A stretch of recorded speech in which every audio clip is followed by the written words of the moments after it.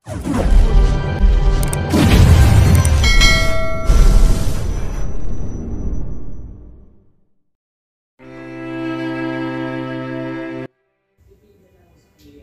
my! Bulong ni Sir bago nawala ng malay. Sir! Sabay na sigaw ng doktora at ni Leslie. Twins, kambal, kaluha, kapid. If you're wondering, Mrs., kung bakit nalaman kong kambal, it's because I asked your friend na will bring you to my clinic by the help of my nurses here kanina. While you're still unconscious, in-ultrasound kita, Mrs., dahil baka may nangyari sa bata nung sumakit ang tiyan mo. And I found out na your baby's fine. Then yes, I did found out too na you're having twins. Congratulations. Ani, Doc. Nanatili lamang akong nakikinig sa sinasabi ng doktor habang ang dalawang lalaking nurse na tinawag ni Leslie kanina ay pinagtulungang buhatin si Sir papunta sa sofa na hinihigaan nito kanina. Kakayanin ko bang mga anak? Mahirap bang umire? My God. After 9 months, kabuwanan ko na. Natatakot akong mga anak lalo na't kambal pang anak ko. Hindi namin inalam ko anong gender ng kambal. Gusto kasi ng lolo ni Cart ay sorpresa na lang daw. Gusto niya ang may thrill. Nasa opisina ko ngayon ni Cart. Ayaw niya kasi akong iwan sa mansyon dahil nga kabuwanan ko na raw. Natatakot daw siya na baka biglang sumakit yung tiyan ko. O ay nito. Kung mangyayari man yun, may mga katulong naman na pwedeng tumulong sa akin. Tsaka may driver din na pwede magdala sa akin sa hospital. Kaninang alas 9 pa ako rito. Hindi niya ako isinabay kasi maaga siyang pumasok. Pagkatapos ako tulog pa, pinahatid niya lang ako sa driver. Cart, pwede ba akong lumabas sandali? May bibilhin lang ako. Pagpapaalam ko sa kanya. Nakaupo lang ako sa itim na sofa niya rito sa office. Medyo nahihirapan kasi akong tumayo dahil sa malaki na tagang tiyan ko. Anong bibilhin mo? Ipapautos ko na lang sa sekretarya ko. Hindi ka pwedeng umalis dito sa opisina. Ayoko mawala ka sa paningin ko. Baka mapaano ka pa. Sagot niya habang nasa mga papeles na hawak niya ang tingin. Kikiligin na sana ako. Kaso naalala ko yung bata palang pinag-aalala mo. Wag na nga, ako na lang. Nakita ko kaninang pagpasok ko rito sa office mo. Busy siya. Ang dami niyang inaayos na mga papeles. Wag na matigas ang ulo, Ligaya, please. Giit niya. No choice. Okay, wag na lang. Nabobor lang talaga ako. Kanina pa akong umaga rito sa opisina mo. Walang magawa. Hindi naman pwedeng magbabad ako sa gadgets kasi bawal daw sabi ng doktor. Pagpapaawa ko pa. Last weapon ko na to. Kung hindi pa epekto, edi wag. Binaba nito ang hawak niyang papeles saka ako tiningnan. Napanguso tuloy ako. Yung mukha niya kasi parang naiinis na ewan. Tumayo ito sa inuupuan niyang swivel chair. Tsaka lumapit sa akin. Umupo siya sa tabi ko. Pasalamat ka hindi ako naglilihi. Ginagamitan mo na naman ako ng teknikong paawa, Ligaya. Hindi natatalab sa akin yan. Kunot noong saad nito sa akin. Wala na. Sabi ko nga walang epekto. Hala! Naggulat ako nang naramdaman kong sumipa ang mga bata sa tiyan ko. Hinawakan ko to para mas maramdaman ang pagsipa nila. Medyo nakikiliti ako. What's wrong? Masakit ba? Nag-aalalang tanong niya. Sumipa ang kambal. Nakangiting sagot ko.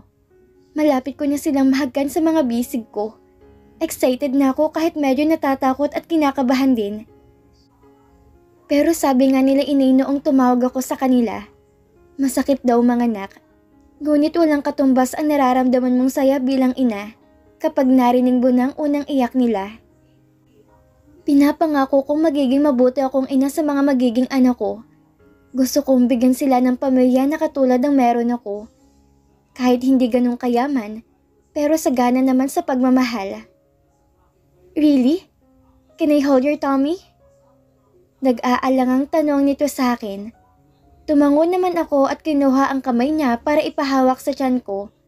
Saktong pagdapo ng kamay niya ay sumipa ulit ang anak namin. Heck! Excited na siguro silang lumabas. Wika niya na nakangiti. Konti na lang mga anak. Lalabas din kayo sa tummy ng mami nyo. Huwag niyong pahirapan si mami nyo ha. Lagot kayo sa akin. Natatawang ani nito habang hinahaplos ang maumbo kong tiyan. Aray! Napadaing ako nang maramdamang humilab ang aking tiyan. Manganganak na ba ako, Lord? Aray! Ligaya? Tawag nito sa pangalan ko habang nakatingin sa inuupuan ko. Manganganak na yata ako, Kurt. Pilit na sambit ko. Nakita kong basang-basa ng inuupuan ko dahil sumabog na ang tubig ko. Tanda na manganganak na talaga ako. Dali-dali naman akong binuhat ni Kurt, saka agad na lumabas ng opisina niya. Lakad-takbo ang ginawa niya dahil sa sobrang taranta nito. Nakita ko ang gulat sa mga mukha ng mga empleyadong nakasalubong namin. Nang nasa parking lot na kami, ay kaagad niya akong ipinasok sa passenger seat ng kanyang kotse. Nagmamadali ang kilos nito. Hinay-hinay lang, Kurt. Baka maaksidente tayo. Pagpapaalala ko sa kanya. Masyado kasing mabilis ang pagpapatakbo nito. Sorry, kailangan mo nang madala sa hospital. Nag-aalala na ako, Ligaya. Please hold on. Nito, sabay abot ng isang kamay niya sa kamay kong nakapatong sa aking tiyan. Ang sakit! Ani ko sa mahinang boses. Malapit na tayo. Kaunting tiis na lang. Pagpapakalma niya sa akin. Papaliko na kami sa isang crossing papuntang hospital nang may makasulubong kaming isang kotseng itim na mabilis din ang pagpapatakbo. Kurt! Sigaw ko nang makitang malapit ng sasakyan sa amin. Nahinto ni Kurt ang kotse para iatras sana. Ngunit huli na ang lahat dahil nabangga na kami nito. Shit! Rinig kong sigaw ni Kurt bago ko naramdaman ang mahigpit na yakap niya sa akin. Dahil sa lakas ng pagkakabangga ng kasalubong naming kotse, ay nabasag ang salamin ng kotse. Nakita ko pa kung paano natusok ng isang basag na salamin sa mukha ni Kurt. Nakita ko ang maraming dugo na umaago sa kanyang mukha. Nangihinang hinawakan ko ang mukhang sugatan ni Kurt na wala ng malay. Diyos ko! At dahil sa nangihina na rin ako, ay nawalan din ako ng malay. Ang huli kong narinig bago tuluyang pumikit ay ang mga sigawan ng mga tao sa labas.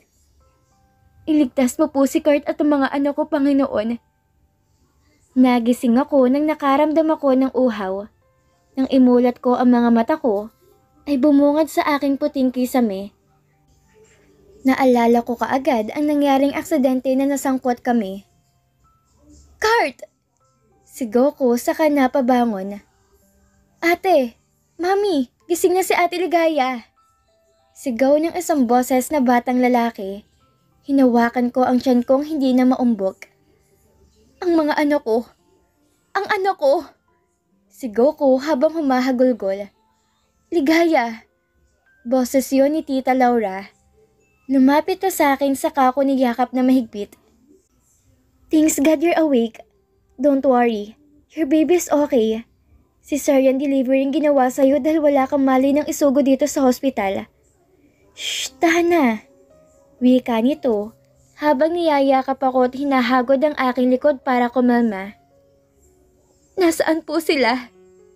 Naiiyak ko pa ring tanong. Nasa nursery room sila, Iha. You'll see them later, okay? Kumalma ka muna. Baka bumukay yung tahi mo sa tiyan. Tumango naman kaagad ako. Si Kurt po, tita. Okay lang po ba siya? Natahimik si tita sa tanong ko. No, okay lang si Kurt.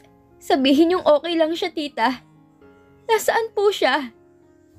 Kinakabahan ako sa magiging sagot ni tita. Nakita ko ang luhang tumulo sa mga mata nito. No! No! Kurt! Tita, sagutin niyo po yung tanong ko. Naiiyak na tanong ko. Kinakabahan ako sa magiging sagot ni Tita Laura. Yumuko to bago ko binigyan ng sagot sa katanungan ko. Nakita ko ang masaganang pagbuhos ng kanyang mga luha na mas lalong nagpakaba sa akin. He is coma. Masyado malala ang natamo niyang aksidente dahil sa pagyakap niya sa'yo para protektahan kayo mag-ina. Mas lalong bumuhos ang luha ko sa narinig kong sagot ni tita. Bakit kailangan pang mangyari sa amin to? Kung saan makikita niya na sana ang mga anak niya. Naalala ko kung gaano siya ka-excited na makita ang kambal. Tapos ganito pang nangyari sa amin. May nakuhang basag na salamin malapit sa kanyang mata. Ang sabi ng doktor, ay kailangan siyang maoperahan dahil may pumasok na ilang bubog sa kanyang mga mata. Natatakot ako para sa anak ko, iha. Para sa mga apo ko sa inyo. Iyak na ani nito. Tulala ko sa mga naririnig ko mula kay Tita Laura. Niligtas niya kami ng mga anak niya. Hindi bali nang siyang masaktan. Ang importante iligtas kami ng kambal.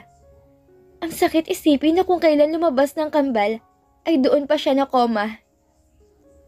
Pwede ko po ba siyang puntahan, tita? Kahit saglit lang po. Sabay punas ko sa mga luha kong patuloy lang sa pagdaloy sa aking pisngi. Baka mabinat ka, iha. Okay lang po ako, tita. Kaya ko na po. Kailangan ko lang po siyang makita. Nag-aalala po ako sa anak niyo. Bumuntong hininga ito saka tumango. Maraming salamat po. Pagpasok ko pa lang sa ICU habang naka-wheelchair, ay bumuhos na agad ang mga luha sa aking mga mata.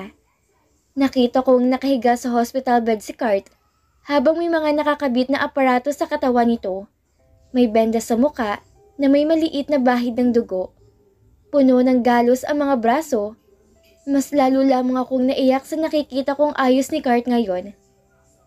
Itinulak na nag-a-assist sa akin nurse ang wheelchair ko papalapit sa hospital bed kung saan nakahiga si Cart. Nang nakalapit ako, ay kaagad kong hinawakan ang kamay nitong may nakaturok na dextrose. Namutla ang balat nito. Cart, okay lang daw yung kambal. Ang sabi ni tita pares daw lalaki.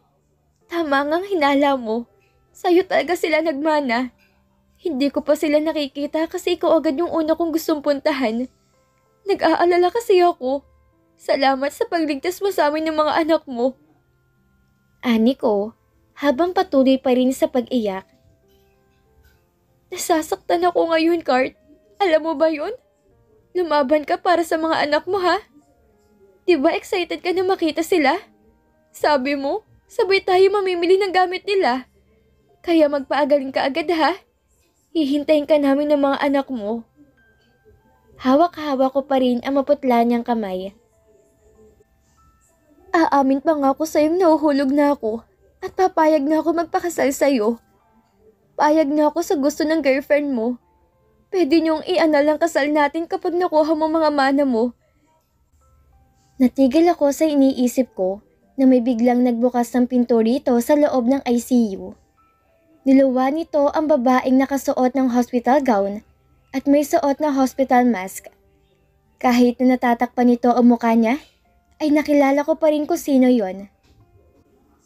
Jesusa?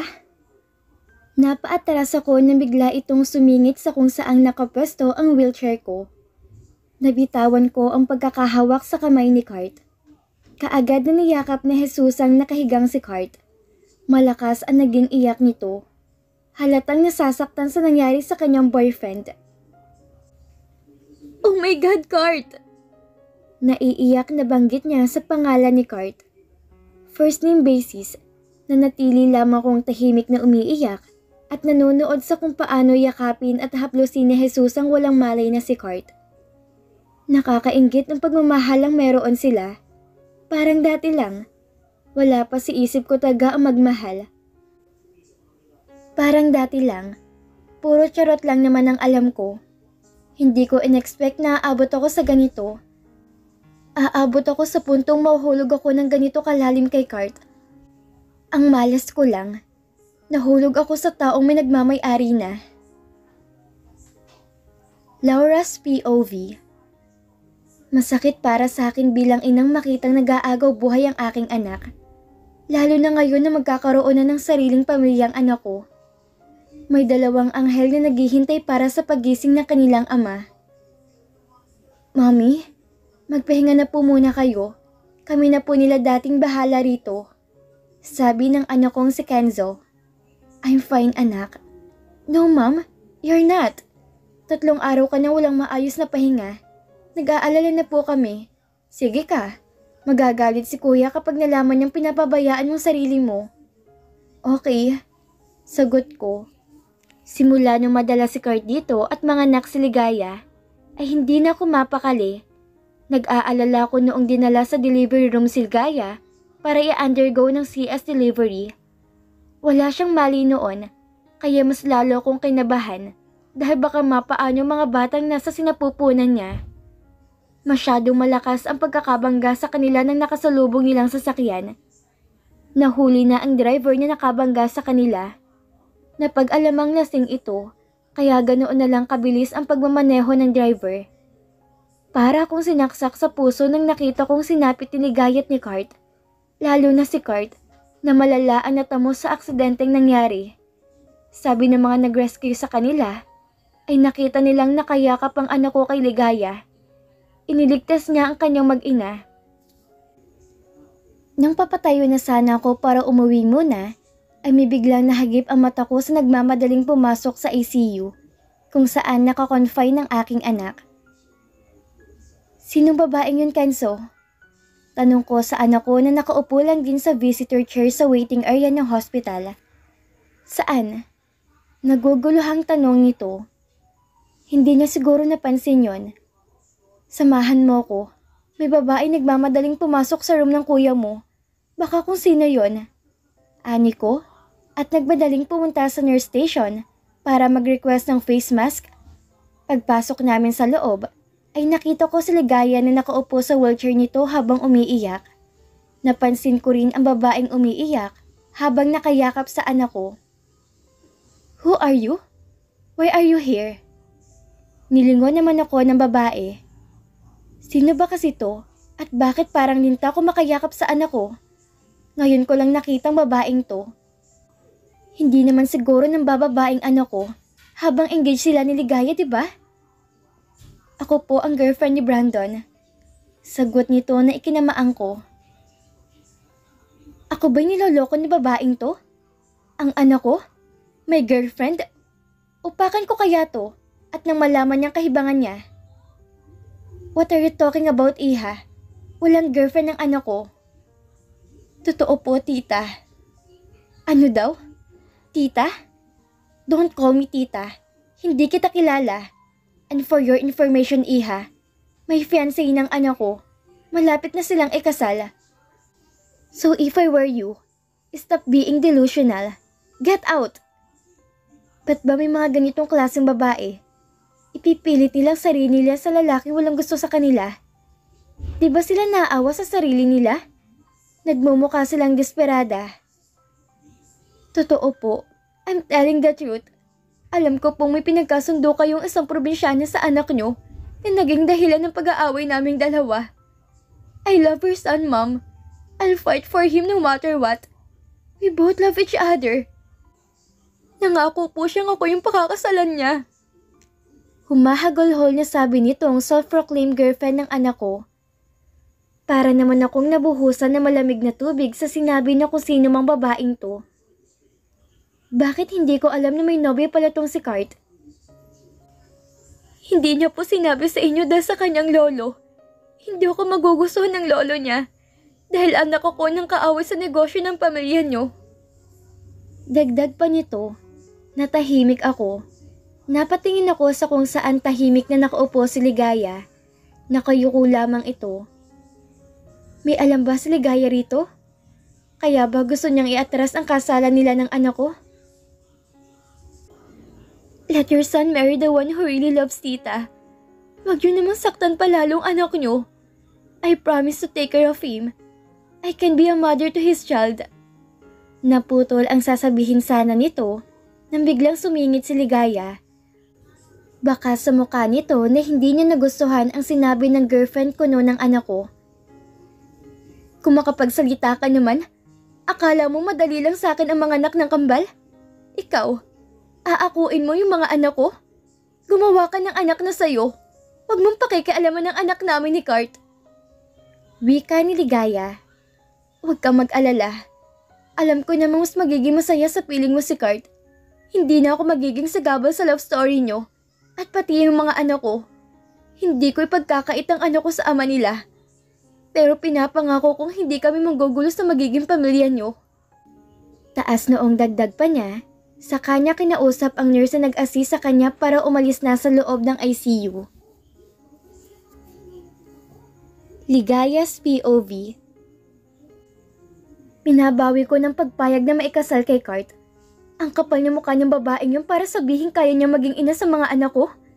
Anong tingin niya sa akin? Walang kwentang ina? Hindi kaya maging ina sa kambal? Kahit pa magsama sila ni Kurt, wala akong pakaalam. Wag lang nilang kukunin yung mga anak ko sa akin. Ako ang naghihirap ng ilang buwan, tapos ganun lang? Aakuin yung pagiging ina ng mga anak ko? Lumabas kaagad ako ng ICU dahil baka ano pang magawa ko sa babaeng yon. Nakakainit ng dugo. Isaksak niya sa baga niya si Kurt. Isa pa yung si Kurt na yan. Anong sabi niya? Pinipili niya kami ng mga anak niya? Tapos ano? Malalaman ko nangako ulit siya ng kasal sa buwisit niyang girlfriend? Magsama silang dalawa. Nakabalik ako sa room ko rito sa hospital na nakasimangot. Gusto kong matulog. Sumasakit ang tahi ko sa tiyan. Buwisit. Tinulungan akong ng nurse para makahiga ko ng maayos sa hospital bed. Dumagdag pa itong ulo ko. Ang sakit. May sugat din kasi ako sa noo dahil sa natalsikan din ako ng nabasag na salamin ng sasakyan ni Kurt. Nang lumabas na ang nurse na tumulong sa akin, ay kaagad na akong pumikit para makatulog. Pero huta, kahit anong pilit ko, hindi ako makatulog kakaisip sa buwisit na girlfriend ni Kurt. Nanggigigil ako. Kailangan ko na siguro maghanda ng itak kapag nagkita kami ulit ng babaeng yun. Subukan niya lang na magsalita na masakit sa tenga ko. Hindi ako magdadalawang isip na itakin siya. Hanggang sa nakaramdam na lang ako ng gutom, hindi pa rin ako makatulog. Anong oras na ba kasi? Nilibot ko ang paningin ko rito sa hospital room. May nakita akong wall clock. Hala, alauna na pala ng tanghali, kaya pala gutom na ako. Tiningnan ko ang lamesa na nasa aking tabing kama. May pagkain na roon. Kinuha ko kaagad yon para kumain. Mayroon ding sabaw na nakalagay sa isang maliit na bowl. Malamig na ang sabaw, ngunit okay na yon. At least makakakain na ako. Kailangan ko ring humigop ng sabaw kasi sabi nila, nakakadagdag daw ng gatas ito. Nang matapos akong kumain ay sakto naman ang pagpasok ng dalawang nurse na babae habang hawak-hawak ang mga anak ko. Na-excite ako nang nakita ko ang dalawa. Sa wakas, makikita ko na rin sila. Kasunod ng dalawang nurse si Kenzo at Tito Lucio. Nakangiti ang dalawa na halatang na-excite ring hawakan ng mga anak ko. Hi po mami, nandito na po ang dalawang baby nyo. Manang-mana po kay daddy. Sabi ng isang nurse. Ibinigay niyang isang kambal sa akin. Kaagad ko namang tinanggap dahil sa sobrang excited na ako. Nawala na parang bula ang nararamdaman kong inis kanina nang nakita kong aking dalawang anghel. Ito po ang isang baby ni mom. Pwede niyo po silang i-breastfeed baka nagugutom na po ang kambal. Sabi pa ng isang nurse, saka inilapag sa kama ko ang isang kambal. Hindi ko pa kayang pagsabayin silang buhatin at baka bumuka ang tahi ko. Tsaka napansin ko ring sobrang malusog ang dalawa dahil may katabaan sila. Ang lusog ng mga apo ko? Ani ni Tito Lucio habang nangingiting nakatitig sa kambal. Paanong hindi magiging malusog yan, Dad? Noong buntis pa sa ating Ligaya? Grabe kung kumain yan eh. Natawa ako sa sagot ni Kenzo sa ama. Grabe?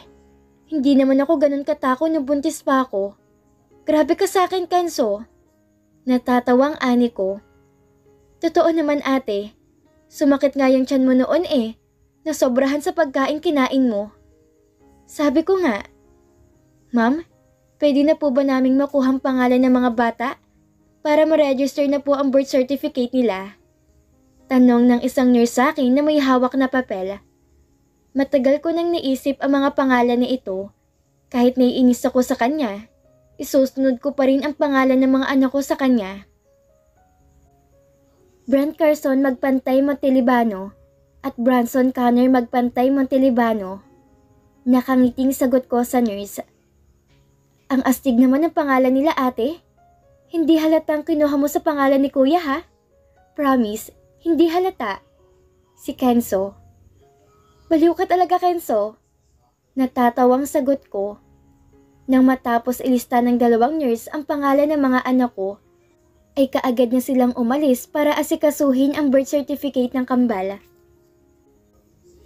Hawak ko si Brandon dahil siyang unang naiyak. Nagugutom na siguro kaya pinadede ko muna. Si Brent naman ay nanatiling tulog sa bisig ng kanyang lolo Lucio.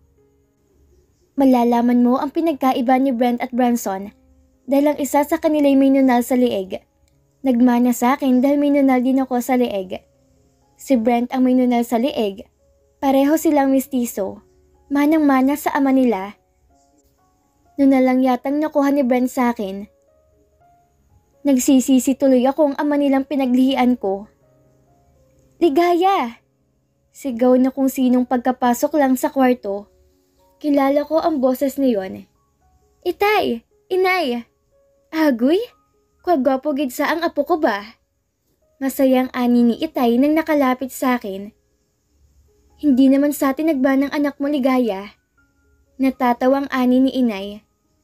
Si kuya po kasing pinaglihian kaya ganun po. Sabat ni Kenzo. Bakit naman kasi siya anak? Sana iba na lang. Kita ko tuloy, hindi mo lang nakuha ang kagandahan at kagapuhan ng lahi natin. Sagot ni Itay. Medyo mahangin ka rin, Itay? Kamusta ka na, anak? Balita, ha? Kamusta ka na? Balita ko na aksidente raw kayo ng asawa mo. Nasaan na siya? Nag-aalalang tanong ni Inay. Okay lang naman po ako, Inay. Niligtas po kami ni Kurt. Siya nga pong pinag-aalala ko kasi nga napuruhan. Nasa ICU po siya ngayon. Diyos ko, buti na lang at nakaligtas siya. Sana gumaling na siya. Kawawa naman yung mga anak nyo. Salamat, Inay. Nakangiting sagot ko. Maghapon na nagbantay sa akin sila Inay at Itay. Umuwi muna si Kenzo at Tito dahil may aasikasuhin pa raw si Tito. At si Kenzo naman ay uuwian daw muna si Tita. Baka hindi pa raw yun nagpapahinga. Alas 5 ng hapon nang kuhanin ng mga nurse ang kambal para ibalik sa nursery room. Ibabalik pa raw nila ito bukas. Pwede naman raw akong lumabas bukas. Kakausapin lang daw ako ng doktor para sa mga paalala at dapat gawin para mabilis ang maghilom ang tahi ko sa tiyan. Kinabukasan nga ay naayos ng lahat sa hospital para ma-discharge ako. Kausap ko na rin ang aking doktor. Si Tita Laura ang umayos sa mga hospital bills ko rito. Nahihiya nga ako kasi kahit piso hindi kami hinayaang makagastos ni Tita Laura. Napag-alaman ko rin na ipinasundo nila mga magulang ko sa probinsya namin. Ayan, Bayot. Ang gwapo-gwapo ng mga junakis mo. Ninang ako, ha? Na-excite na ani ni Leslie sa tabi ko. Kasulukuyang tinatanggal na ng nurse ang aking dextrose dahil mamaya ay lalabas na kami ng hospital. Aba, ako rin. Huwag mo akong kakalimutan ni Gaya, ha? Ninang din ako. Sabat naman ni Reese. Magkakilala na sila ni Leslie at naging magkaibigan na rin. Plano nga sana naming mag-recommended series kay Tita Laura para ipasok sa kumpanya nila kahit bilang janitress lang din. Oo naman, ninang kayong dalawa. Basta wag niyong kalilimutan ng regalo ng inaanak niyo, ha? Pabirong sagot ko. May ipon ako para yan. Sim, inform mo lang kami kung kailan ang binyag, ha? Binyag? Napaisip agad ako. Kailan ka ba magigising, Kurt? Plano ko sana na kapag naging okay na si Kurt, saka nabibinyagan ng mga bata, gusto kong nandun siya. Kasi excited pa naman yun sa mga anak niya. Sagot ko saka ngumiti. Sana maging okay na ang lahat. Kahit hindi akong endgame mo, Kurt. Ang importante, makilala ka ng mga anak mo.